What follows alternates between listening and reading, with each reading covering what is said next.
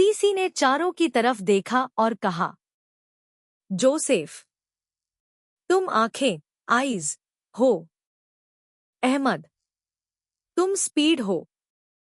और शाह सवार, तुम एसटीएफ का दिमाग, ब्रेन हो। उसने कुछ पल रुककर कहा, आज से ये तुम्हारे कॉल साइन भी होंगे। फिर उसने जेब से एक छोटा सा कागज निकाला। तुम्हारे डीपीओ साहब का मैसेज है। सुबह 11 बजे तुम उनसे उनके दफ्तर में मिलोगे। वह चारों को घूरते हुए बोला, ठीक 15 मिनट के बाद एक गाड़ी तुम्हें वहीं से पिक करेगी जहां आज से 3 महीने पहले तुम्हें फेंका गया था। उसके होठों पर हल्की सी मुस्कान आई। और हमारी मुलाकात, दुआ करो, कभी दोबारा न हो। इतना कहकर सीसी दोबारा अंधेरे में गायब हो गया। चारों वापस आ गए। सारी रात सफर करने और बिना सोए वे सुबह डीपीओ साहब के सामने खड़े थे। उन्हें उम्मीद थी कि आज कोई बड़ा धमाकेदार मिशन मिलेगा। लेकिन डीपीओ साहब ने उनकी सारी उम्मीदों पर पानी फेर दिया। उन्होंने मेज पर 4 पुरानी और जंग लगी मोटरसाइकिलों की चाबियां रख दी। जवानों, चारों ने एक दूसरे की तरफ देखा। डीपीओ साहब ने कहा, आज तुमने इन बाइक्स पर सारा दिन शहर की गलियों और मोहल्लों में मटरगश्ती करनी है। आम नागरिकों की तरह घूमो और देखो कि शहर की नब्ज कहाँ धड़क रही है। उन्होंने चाबियां उनकी तरफ सरका दी। जाओ और जरा अपनी मिट्टी की धूल चाटकर आओ। चारों ने चाबियां उठाईं और बाहर निकल गए। सारा दिन तपती धूप में वे चारों उन खटारा बाइक्स पर ख्वार होते रहे।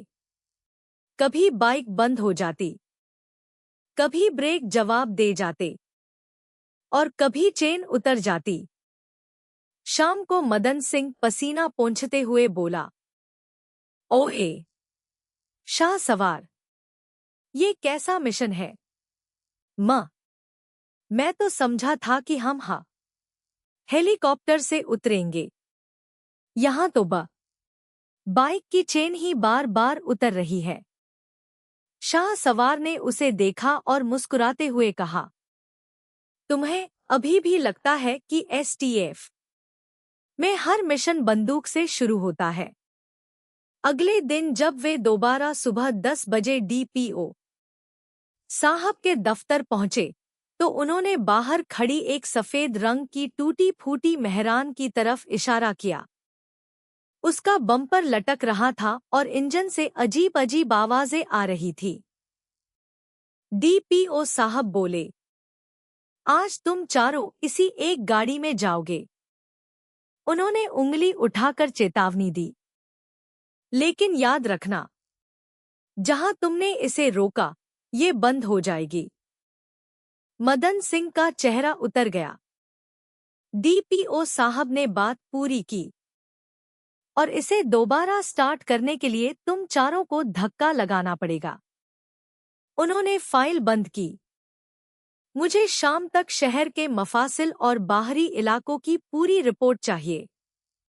सारा दिन शहर के ट्रैफिक और भीड़ में जब भी गाड़ी रुकती, मदन सिंह और जोसेफ को बाहर निकलकर पूरी ताकत से धक्का लगाना पड़ता।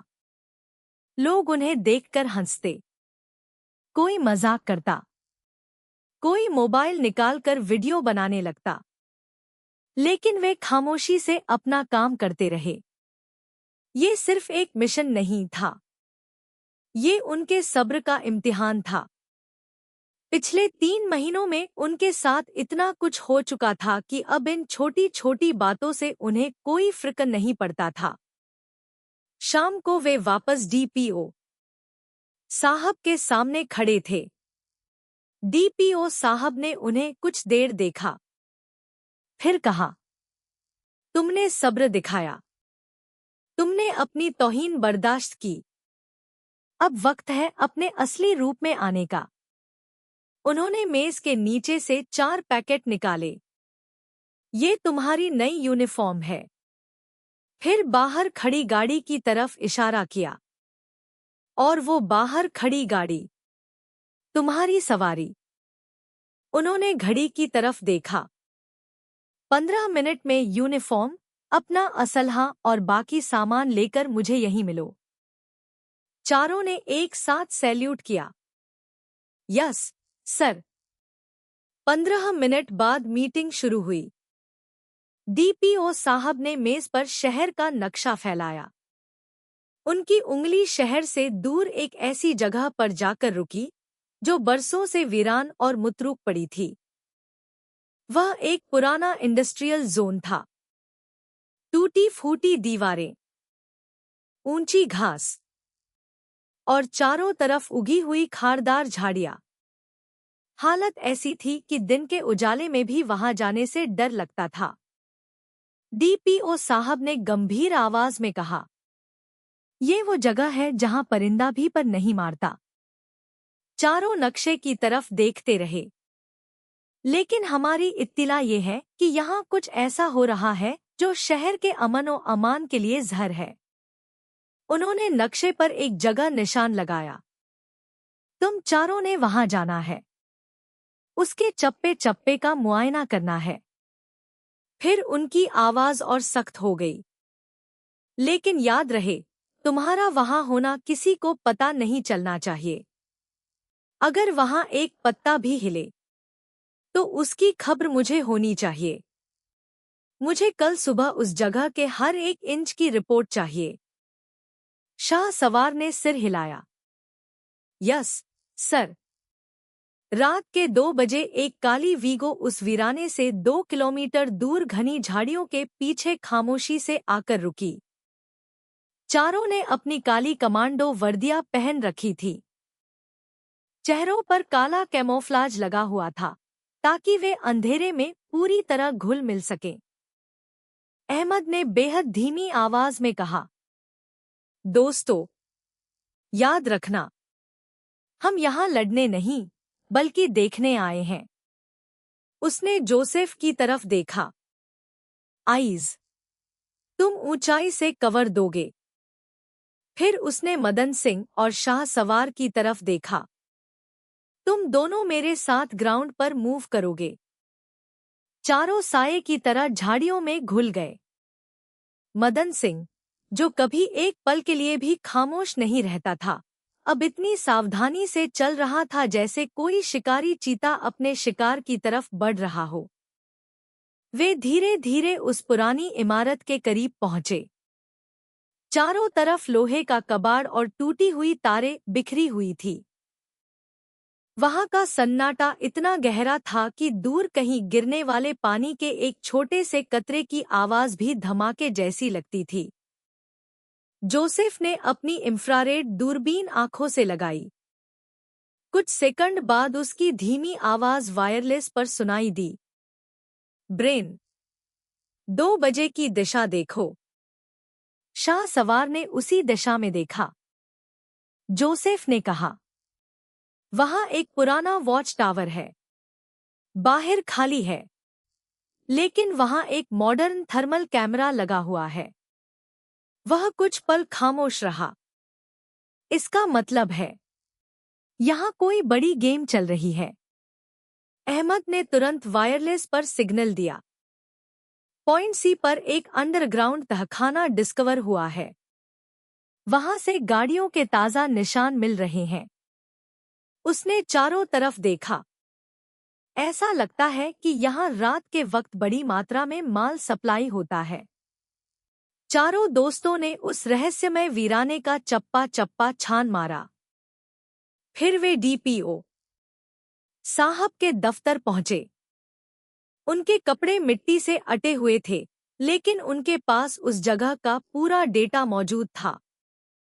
जैसे ही वे कमरे में दाखिल हुए, उनकी नजर एक अजनबी महिला पर पड़ी। वह डीपीओ साहब की मेज के पास खड़ी एक बड़ी स्क्रीन पर कुछ डेटा देख रही थी। उसने काले रंग का टैक्टिकल लिबास पहन रखा था।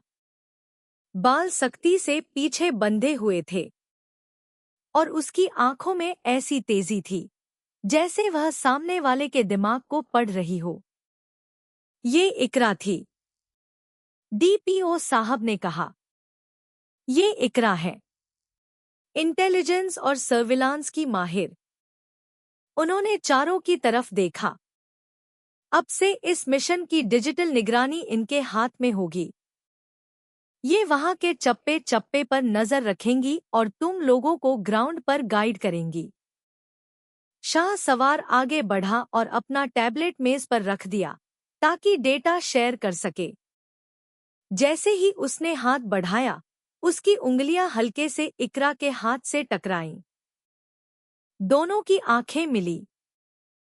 शाह सवार की आंखों में लॉजिक था और इकरा की आंखों में एक अजीब सी गहराई और हल्का सा तंज। इकरा ने शाह सवार की रिपोर्ट पर सरसरी नजर डाली और कहा, रिपोर्ट तो ठीक है, शाह सवार। वह स्क्रीन पर कुछ जूम करते हुए बोली, मगर तुमने इन माइक्रो सेंसरों को मिस कर दिया जो उन पुराने पेड़ों की जड़ों में छिपे हैं। उसने शाह सवार की तरफ देखा। अगर मैं वहां न होती तो तुम्हारा ये साइलेंट मिशन अब तक शोर मचा चुका होता। शाह सवार कुछ पल उसे देखता रहा। पहली बार किसी ने उसके दिमाग को चुनौती दी थी और इकरा के चेहरे पर ऐसी मुस्कान थी जैसे उसे पहले ही मालूम हो कि ये मुकाबला अभी शुरू हुआ है।